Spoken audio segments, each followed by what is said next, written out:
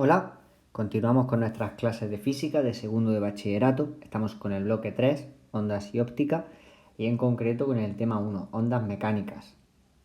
Hoy vamos a pasar al último vídeo de este tema, en el que vamos a aprovechar lo que vimos en el vídeo anterior sobre interferencias y estudiar un tipo de ondas que son muy curiosas y además nos encontramos con este fenómeno a menudo, sobre todo en el caso de la música, y es el sonido, y es el caso de lo que entendemos por ondas estacionarias. Pues bien, este fenómeno de las ondas estacionarias es un fenómeno que es el resultado de la interferencia de una onda consigo misma. Pero ¿cómo podemos conseguir que una onda interfiera consigo misma? Pues basta con que se propague en un medio acotado, es decir, un medio en el que, por ejemplo, en el caso de una cuerda fija, una cuerda que es el más típico en el que estudiamos siempre las ondas mecánicas, pues es el caso de una cuerda que esté fija por los dos extremos. Entonces, podemos conseguir que una onda interfiera consigo misma, provocando lo que es una onda estacionaria, que ahora después explicaremos. Vamos a ver cómo sucede ese fenómeno. Para ello vamos a visualizar un proceso a través de unos esquemas.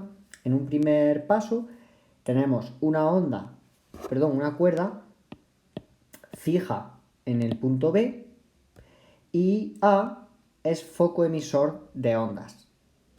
Entonces vemos cómo se nace el pulso que empieza a propagarse a través de la cuerda en dirección hacia la derecha, como indica la flecha.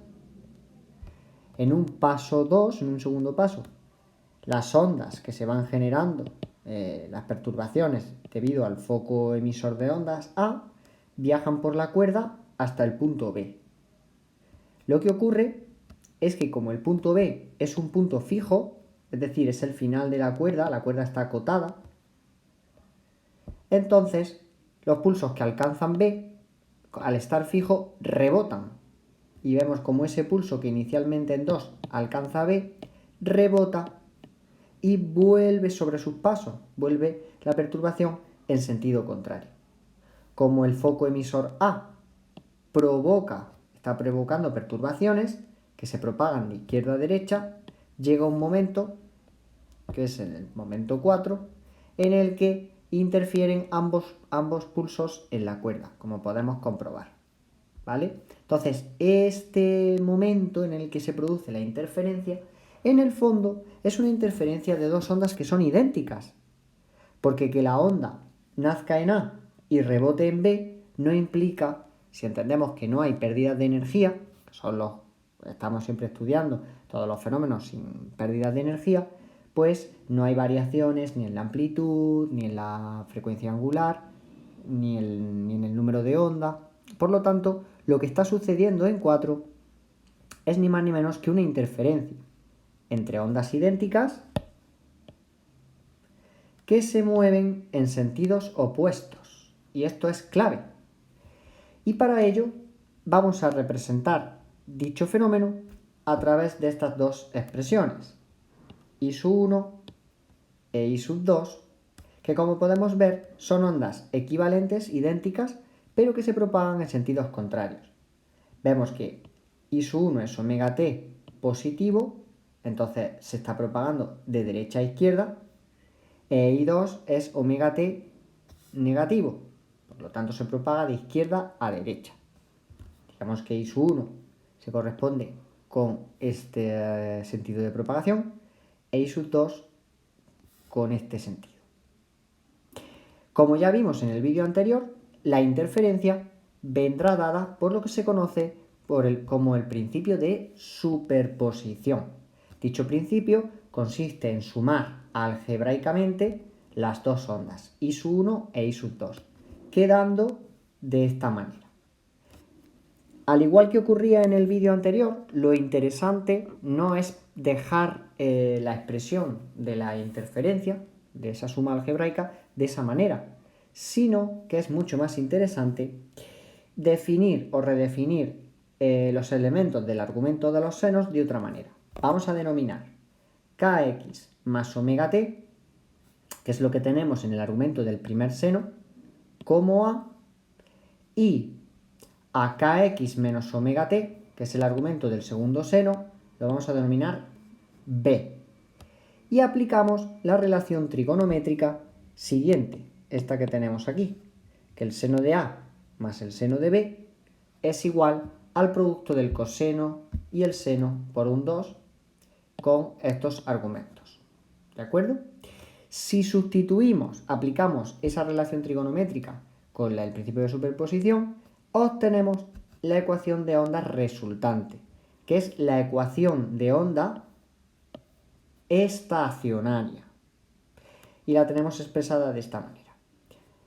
La ecuación de onda I de xt es igual a 2 veces la amplitud inicial multiplicado por el seno de k por x y a su vez multiplicado por el coseno de omega t. Como podemos comprobar, esa expresión, la a, la k y la omega son la misma que en el caso anterior, que las ondas iniciales, I sub 1 e I sub 2, y al igual que ocurría con la interferencia de dos ondas, tenemos una amplitud 2A que está modulada en esta ocasión no por un coseno, sino por un seno, por el seno de k por x. Y digo que está modulada por el seno de k por x porque siempre se suele dejar la expresión de temporal como la expresión, digamos, armónica de la onda. Por lo tanto, podemos concluir que la amplitud es función de la posición x, porque viene modulada por el seno de k por x, de modo, y esto es crucial, es lo que caracteriza a las ondas estacionarias, determinados puntos oscilan con distintas amplitudes y otros no oscilan.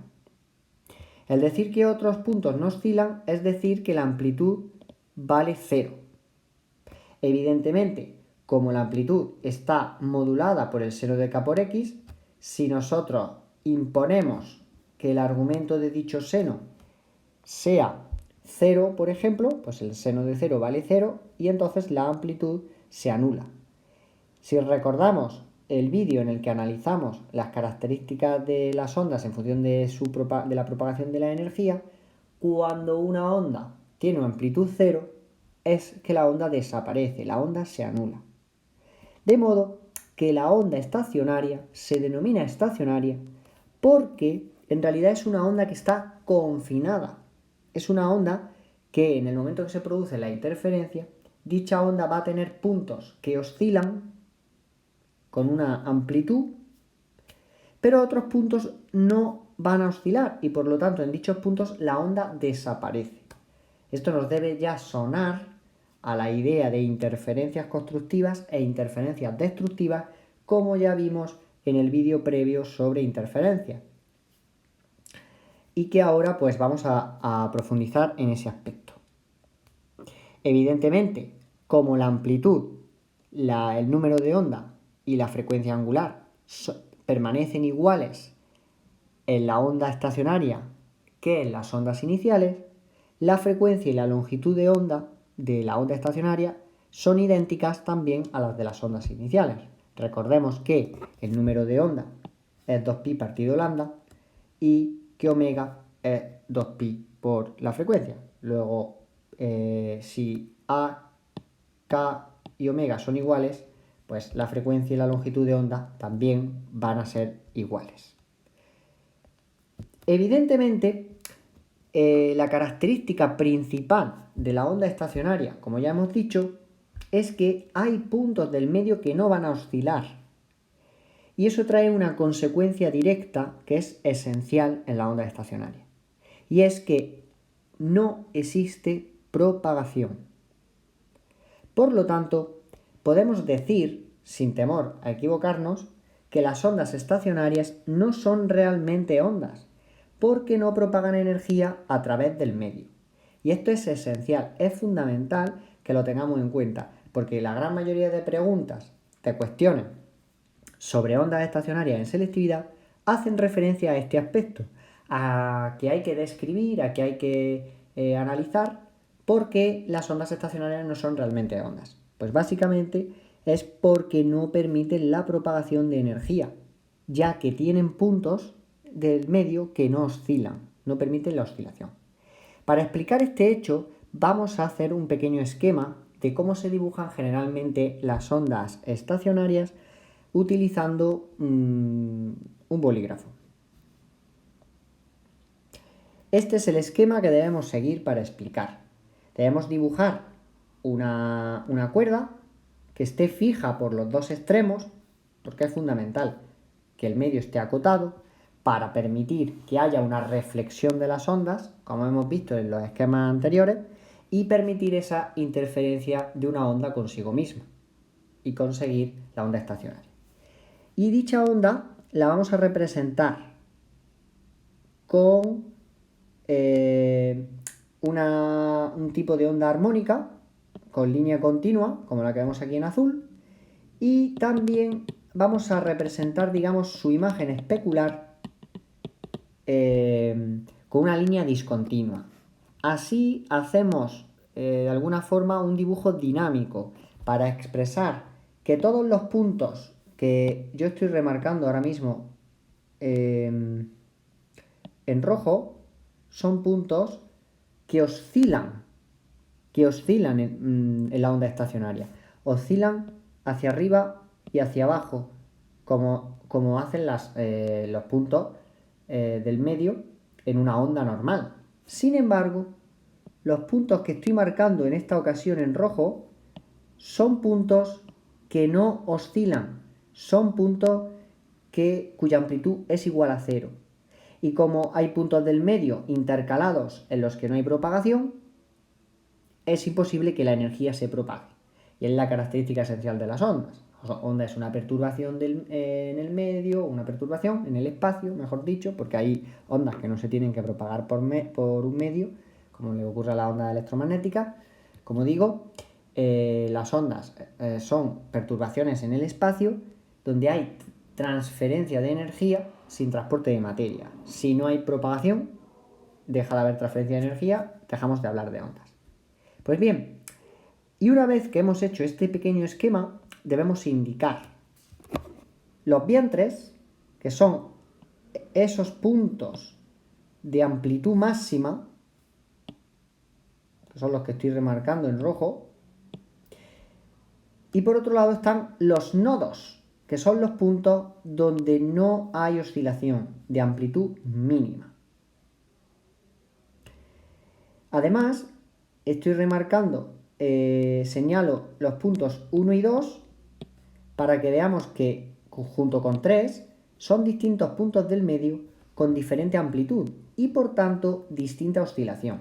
Aquí vemos expresada la amplitud total de una onda estacionaria, que es 2a seno de k por x, y debemos interpretar eso como que, por ejemplo, si yo selecciono un punto cualquiera, en este caso el punto 1, ese punto 1 le equivaldrá un valor x1, que yo al sustituir k por x me dará el seno de algo, que no será 0, evidentemente, tal y como está el dibujo, ese punto oscila, y me dará una amplitud resultante que será, por ejemplo, 4.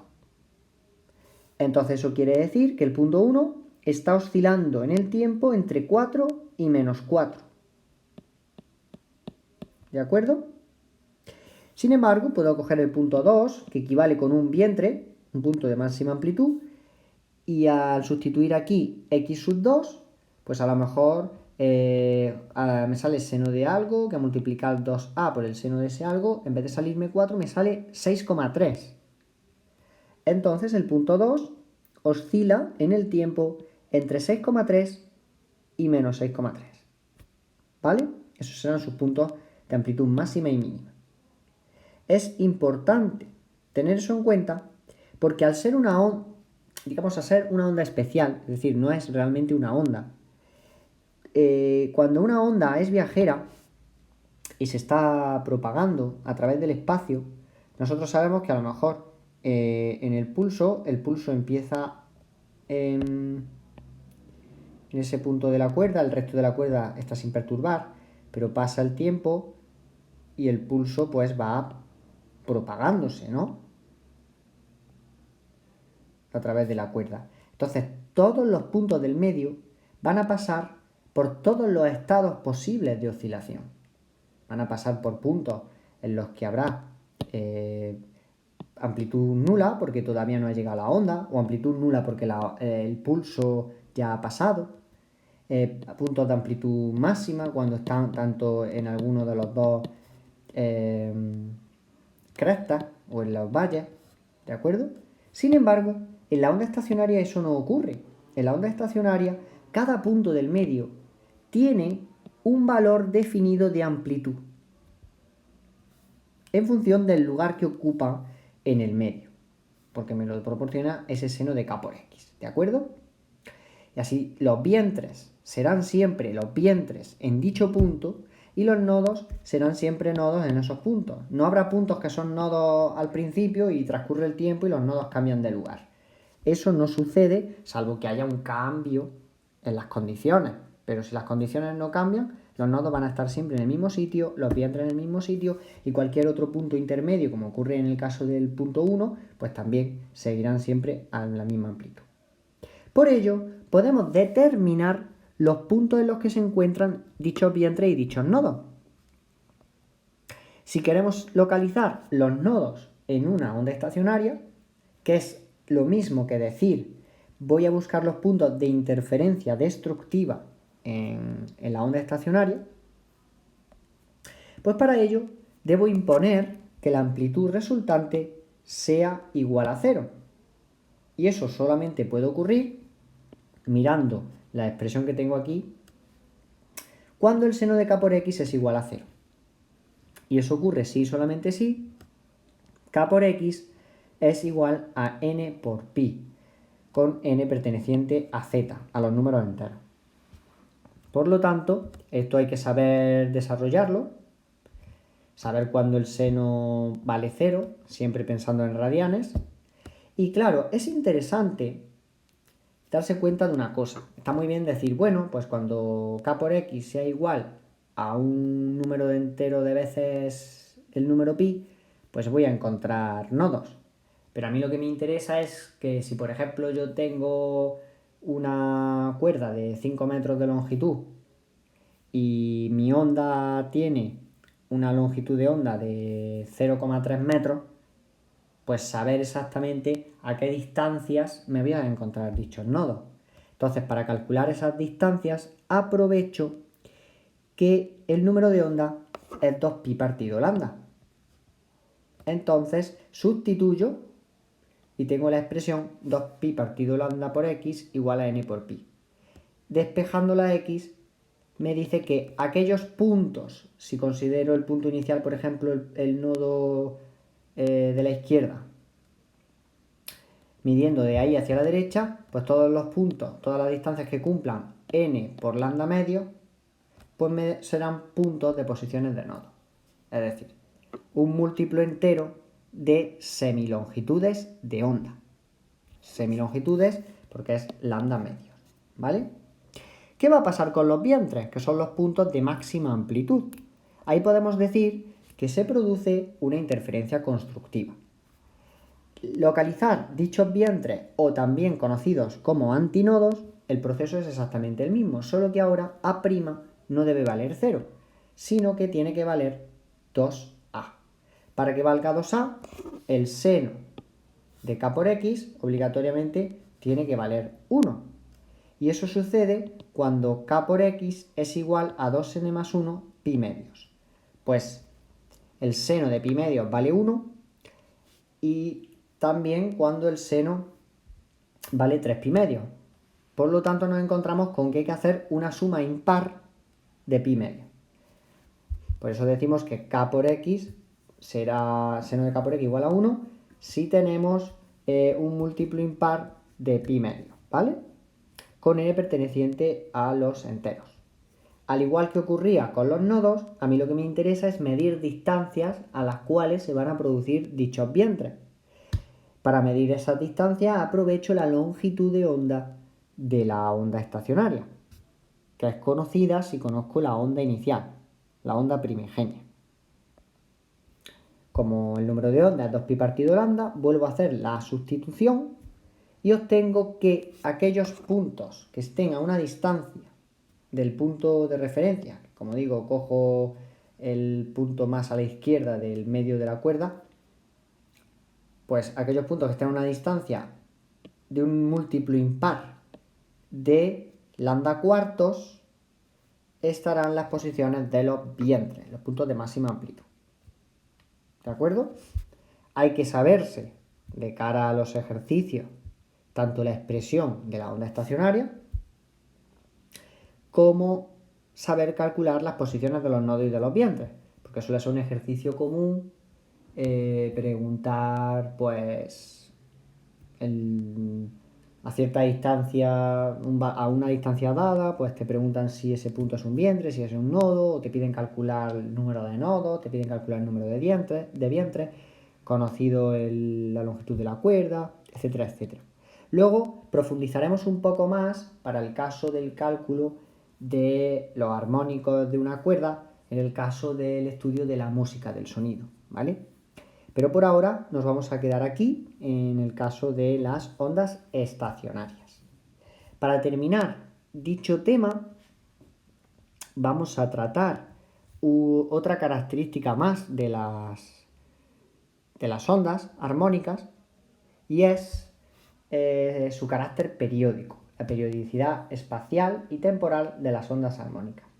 Como una onda depende de la posición y del tiempo, y además sabemos que es una onda armónica, y las ondas armónicas son seno y coseno, que sabemos que son funciones periódicas, pues da la casualidad de que dichas ondas, dichas expresiones matemáticas, pues presentan una periodicidad, tanto en el espacio como en el tiempo. Y es interesante ver dicha periodicidad porque en algún momento, en algún ejercicio, puede ser interesante tener en mente esta cualidad para resolver el ejercicio. En primer lugar, podemos saber que una onda armónica es periódica de periodo lambda. Es decir, que siempre que en una onda midamos distancias múltiplos enteros de longitudes de onda, estaremos alcanzando un punto de igual perturbación, que esté en el mismo estado de oscilación. Es, digamos, la propia definición de longitud de onda. Por eso se expresa matemáticamente diciendo que I de x más lambda t es igual a I de xt. Dos puntos que estén a una distancia de longitud de onda están en el mismo estado de vibración. Algo lógico, por la propia definición de longitud de onda, como digo. Vamos a hacer la demostración y así de alguna forma pues trabajamos un poco con las funciones armónicas, y una demostración sencilla podemos verlo porque además es directa. Para ello, pues voy a suponer, para demostrar que esto es cierto, pues tengo que empezar en un miembro, en un lado de un miembro, y llegar al otro miembro, a la igualdad, para ver que la igualdad se cumple. Voy a empezar por el miembro de la izquierda, y de x más lambda t, y sustituyo en la expresión general de la ecuación de onda. Si os dais cuenta, ya no pongo k por x, sino que pongo k de x más lambda. Y aplico la propiedad distributiva. Lo que ocurre es que este k por lambda se puede sustituir por un valor numérico, por el valor de 2pi, aquí lo vemos, porque k es 2pi partido lambda. Entonces, si despejamos, k por lambda es igual a 2pi, y a mí me va a interesar, en vez de tener aquí puesto k por lambda, pues tener 2pi. Por lo tanto, mi expresión con x más lambda t se nos queda como a seno de kx menos omega t más phi, que es la expresión de la onda general, más un 2pi. Y ahora vuelvo a aplicar una técnica que hemos aplicado con las interferencias, que es redefinir los elementos del argumento. Voy a llamar alfa a kx menos omega t más phi y beta a 2pi. Y voy a aprovechar la siguiente identidad trigonométrica, que el seno de alfa más beta es el seno de alfa por el coseno de beta más coseno de alfa por seno de beta. Si aplico dicha identidad trigonométrica a mi expresión, teniendo en cuenta lo que vale alfa y lo que vale beta, encuentro que i de x más lambda t es igual a seno de alfa coseno de 2pi más coseno de alfa por seno de 2pi. Lo que ocurre aquí es que estos dos sumandos se va a cancelar uno de ellos, porque el coseno de 2pi es 1, pero el seno de 2pi vale 0. Entonces, finalmente, yo puedo anular ese factor, anulándose todo el sumando y quedándome únicamente a seno de alfa por coseno de 2pi, que escribo aquí. Como el coseno de 2pi vale 1, pues finalmente me queda a seno de kx menos omega t más phi, que es justamente i de xt, como queríamos demostrar. Y hemos demostrado la periodicidad espacial de una onda armónica. Igual va a suceder con la periodicidad temporal. Lo que pasa es que una onda armónica, ¿cómo va a ser periódica temporalmente hablando? Pues va a ser periódica de periodo t. Como sabemos que la onda es periódica, pues va a ser periódica en función de lo que significa el periodo. Y viene a decir exactamente lo mismo que en el caso de la periodicidad espacial. Un punto que está oscilando, si transcurre un periodo, el punto volverá a estar en el mismo estado de oscilación. ¿De acuerdo? Si transcurre de nuevo otro periodo de tiempo, pues ese mismo punto volverá a estar en el mismo estado de oscilación que estaba en el periodo anterior. De nuevo tenemos una identidad que para demostrar partimos de un miembro para llegar al siguiente. Aplicamos el proceso, es exactamente análogo al anterior, y de xt más t, pues lo tenemos aquí, desarrollamos propiedad distributiva, ahora lo tenemos con omega, omega t minúscula menos omega t mayúscula, y da la casualidad, igual que pasaba antes, que omega por el periodo es 2pi, porque omega es igual a 2pi partido t. Y como era de esperar, al igual que antes, pues tenemos nuestra expresión de la onda y vamos a redefinir los argumentos como alfa y beta. Pero atención, en esta ocasión el 2pi no está sumando, sino que está restando. Entonces debo utilizar la identidad trigonométrica seno de alfa menos beta, que tiene esta equivalencia. Si yo sustituyo dichos términos en mi expresión, obtengo que i de x t más periodo es esta expresión de aquí. A por seno de alfa coseno de 2pi menos coseno de alfa seno de 2pi. Y al igual que ocurría con anterioridad, el seno de 2pi va a valer 0. Por lo tanto, todo este sumando, se va a anular. Y finalmente, yo puedo tachar este término quedándome únicamente con el lado izquierdo del sumando a seno de alfa, que es kx menos omega t más phi, coseno de 2pi. Como el coseno de 2pi vale 1, a seno de kx menos omega t más phi, y alcanzo mi ecuación general de la onda, como queríamos demostrar. De modo que, tanto si hablamos de periodicidad espacial como de periodicidad temporal, debemos expresarlo matemáticamente como lo hemos hecho aquí. Y repetimos, ¿qué significa que hay una periodicidad espacial de la onda? Pues que dos puntos que están a una distancia de longitud de onda, o dos puntos que están, en el caso de la periodicidad temporal, a una distancia, digamos, con un desfase temporal de un periodo, están en el mismo estado de oscilación. ¿Para qué puede ser interesante esto de cara a los ejercicios? Pues que nos podemos encontrar con situaciones en las que nos pidan el estudio de la perturbación a ciertas distancias.